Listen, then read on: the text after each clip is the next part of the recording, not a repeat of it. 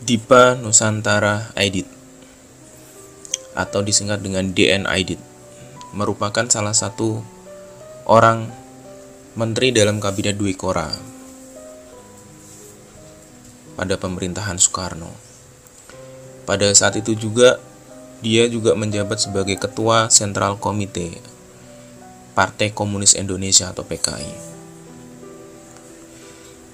Aidit dianggap menjadi orang yang paling bertanggung jawab pada gerakan 30S PKI pada tahun 1965. Penangkapan DN Aidit dilakukan pada tanggal 22 November 1965 pukul 11. Aidit diciduk di tempat persembunyiannya di dalam rumah Kasim alias Harjo Martono di Kampung Sambeng, Solo, Jawa Tengah. Perwira TNI yang berhasil menangkapnya bernama Yasir Hadibroto. Yasir Hadibroto adalah kolonel yang ditugaskan pada operasi Dwi Kora di tengah-tengah konfrontasi dengan Malaysia. Yasir dan pasukannya disiagakan di sana dalam rangka operasi pendaratan ke Malaysia. Namun nyatanya mereka memang tidak pernah menyerbu ke negeri jiran tersebut. Yasir diperintahkan untuk kembali ke Jakarta pada saat itu. Oleh Soeharto, Yasir ditugaskan untuk mengejar Aidit.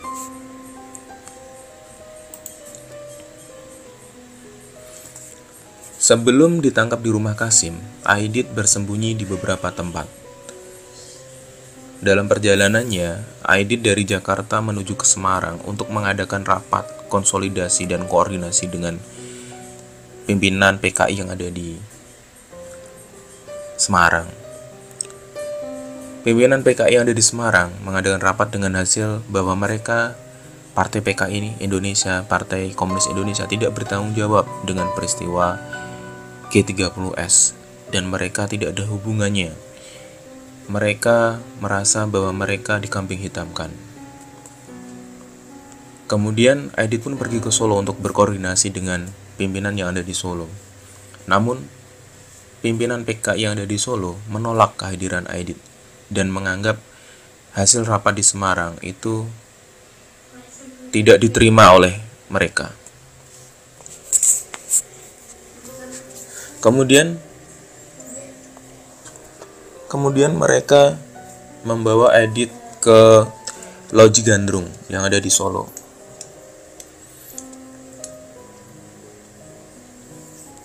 Saat berada di rumah Kasim, sebenarnya Aidit memiliki peluang untuk melarikan diri. Sebab saat penggerbekan pertama yang dilakukan di rumah itu, tentara tidak mendapatkan hasil apapun. Aidit tidak ada di sana. Bahkan ketika rumah Kasim diobrak-abrik, harusnya tetap nihil. Tentara sempat berpikir Aidit telah berhasil melarikan diri. Namun pihak intelijen bersikeras bahwa Aidit masih ada di dalam rumah Kasim. Akhirnya Kasim pun dibawa ke markas tentara untuk diinterogasi. Karena takut akan siksaan dan takut dalam ancaman tentara, Kasim pun akhirnya buka mulut dan menunjukkan lokasi Aidit bersembunyi. Di balik lemari, kata Kasim. Di balik lemari Aidit bersembunyi, ada sebuah ruang rahasia di belakangnya. Di dalamnya Aidit berada di dalam sebuah ruangan kecil. Pimpinan pada penangkapan pada saat itu adalah bernama Letnan Ming Prayitno. Kemudian dia bilang kepada Aidit, keluar dari tempat persembunyian atau saya bakar, itu katanya menggertak. Seperti yang dikutip dalam buku Bakri Tianlian, Bung Karno Antara Mitos dan Realita, halaman 153. Merasa terdesak, Aidit pun bersuara di balik persembunyiannya. Ia lalu membuka pintu dan keluar dari lemari. Aidit yang bertubuh pendek dan berkulit bersih itu pun kembali menggertak Letnan Ming Prayitno. Saya Menteri Koordinator, utusan Paduka Yang Mulia Presiden Soekarno. Saudara mau apa? Balasnya menggertak. Mendapat gertakan dari Aidit, Letnan Ming Prayitno pun sempat kecut dan menjawab pelan. "Saya hanya menjalankan tugas untuk menangkap saudara," katanya. "Baik, tapi saya diperlakukan sebagai Mengko," jawab Aidit dengan tegas. Aidit lalu dibawa ke loji Gandrung. Di sana sempat ada seorang mayor yang ingin mengoper alih penangkapan Aidit. Namun permintaan itu ditolak oleh Komandan Brigade Mayor Jenderal Yasir Hadibroto. Sesuai perintah Soeharto, Maijen Yasir Broto memerintahkan anak buahnya untuk mencari sumur tua yang kering. Kemudian setelah sumur tua itu ditemukan, Aidit dibawa dan juga beberapa regu tembak di sana. Sumur tua itu berada di tengah kebun pisang yang sangat lebat, jauh dari pemukiman penduduk.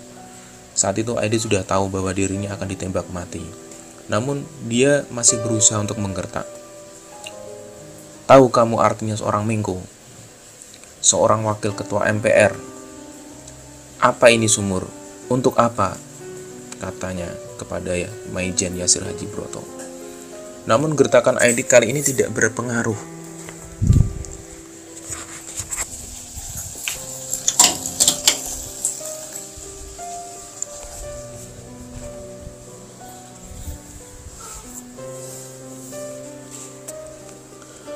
Bahkan dengan santai Maijen Yasir Hadibroto mengatakan bahwa hari itu Aidit akan dihukum mati.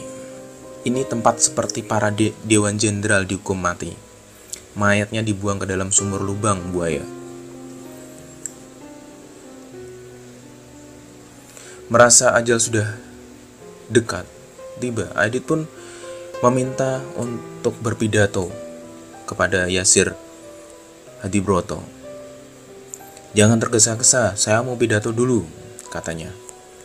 Setelah 10 menit berpidato yang diakhiri dengan teriakan, "Hidup PKI!", Aidit pun akhirnya ditembak.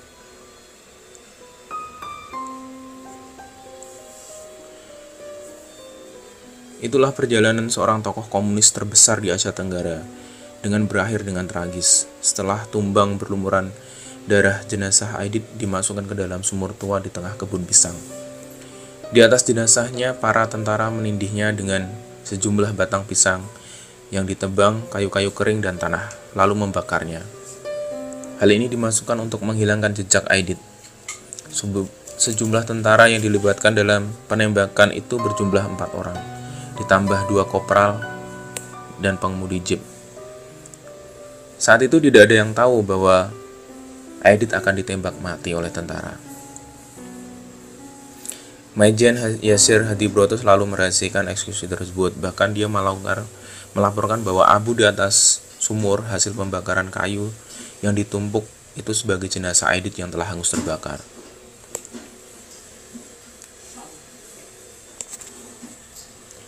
Oke, hanya itu yang bisa saya sampaikan. Kalau Anda punya kritik dan saran, sekalian tambahkan di bawahnya. See you, jangan lupa subscribe dan like. Assalamualaikum warahmatullahi wabarakatuh.